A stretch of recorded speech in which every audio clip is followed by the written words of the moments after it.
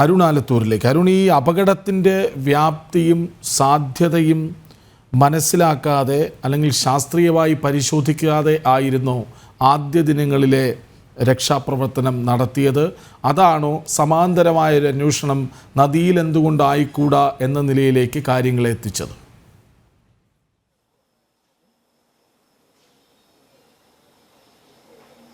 തീർച്ചയായും അത്തരത്തിൽ തന്നെ വേണം കരുതാൻ. കാരണം നമുക്കറിയാം, ഈ ഒരു അപകടം നടന്ന ആദ്യഘട്ടത്തിലൊക്കെ ഈ കർണാടക സർക്കാരിൻ്റെ ഭാഗത്തു നിന്നും അവർ ഈ മണ്ണ് നീക്കം ചെയ്ത് റോഡിലെ ഗതാഗതം പുനഃസ്ഥാപിക്കുന്നതിന് വേണ്ടിയുള്ള നടപടികളാണ് സ്വീകരിച്ചത്. അതിനുപരി ഇതിൽ എത്ര പേര് ഇങ്ങനെ അകപ്പെട്ടിട്ടുണ്ട്, ആർക്കൊക്കെ എന്തൊക്കെ പറ്റിയിട്ടുണ്ട്, അത്തരം കാര്യങ്ങളിലൊന്നും ഒരു കാര്യക്ഷമമായ ഇടപെടൽ ആദ്യഘട്ടത്തിൽ ഉണ്ടായില്ല എന്ന് മാത്രമല്ല, അതിനെതിരെ നിശിതമായ വിമർശനങ്ങൾ ഉയരുന്ന ഒരു സ്ഥിതി ഉണ്ടായിരുന്നു.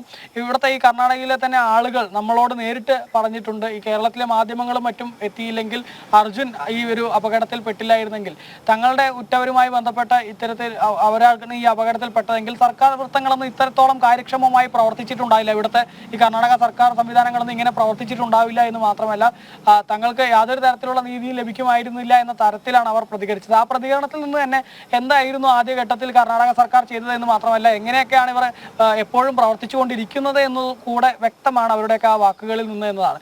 നിലവിലേതായാലും ഈ അത്യാധുനിക സംവിധാനങ്ങൾ ഉപയോഗിക്കുന്നതിൽ ഉൾപ്പെടെ വലിയ വീഴ്ച ആദ്യഘട്ടത്തിൽ ഉണ്ടായിട്ടുണ്ട്. പക്ഷേ എങ്കിൽ പോലും പിന്നീട് അതിൽ കൂടുതൽ കാര്യക്ഷമമാവുന്നത് സൈന്യത്തിന്റെ വരവ് തന്നെയാണ്. സൈന്യത്തിന്റെ വരവ് തന്നെയാണ് ഈ ഒരു രക്ഷാപ്രവർത്തനത്തിൽ വളരെ നിർണായകമായത്.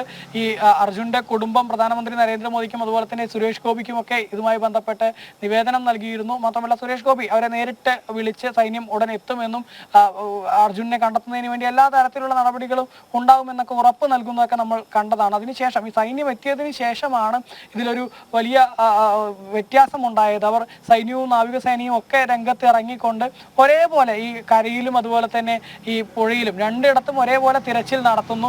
ആദ്യഘട്ടത്തിൽ പലപ്പോഴും നമുക്ക് പലർക്കും മനസ്സിലായിരുന്നില്ല ഇതെന്താണ് ഇവർ ചെയ്യുന്നത് എന്ന്. കാരണം ഒരു ഭാഗത്ത് മണ്ണ് നീക്കം ചെയ്ത് അവിടെ ഈ റഡാർ പരിശോധനയിലെ ലോഹ സാന്നിധ്യം കണ്ടെത്തിയവിടത്തേക്ക് മണ്ണ് മുഴുവൻ മാറ്റി അവസാനം അവിടെ നോക്കുമ്പോൾ ഇങ്ങനെ കണ്ടെയ്നർ കാണാനേ കഴിഞ്ഞില്ല. അപ്പോൾ ഈ തെറ്റായ മെഷീൻ കൊണ്ടുവരുന്നു. ആ മെഷീനുകളുടെ ഫലപ്രാപ്തി സംബന്ധിച്ചൊക്കെ വലിയ സംശയം പ്രകടിപ്പിക്കുന്ന സാഹചര്യമൊക്കെ ഉണ്ടായിരുന്നു.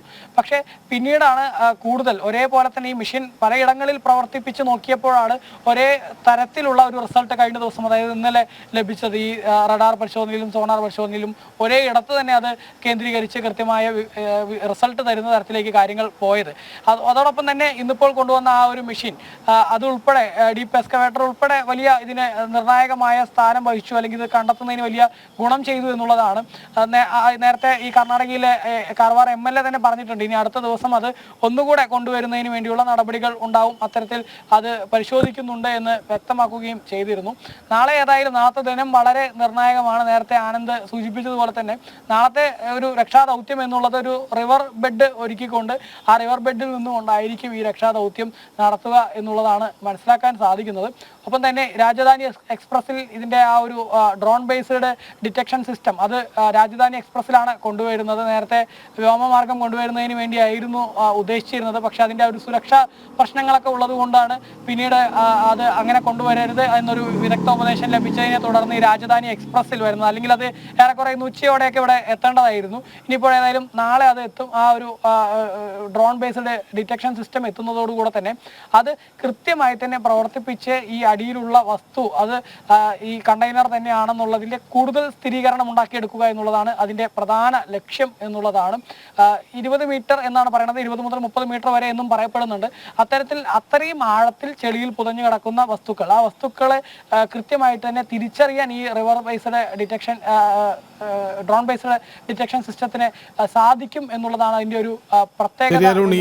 ഒരു മണിക്കൂർ അവസാനിക്കാറായി.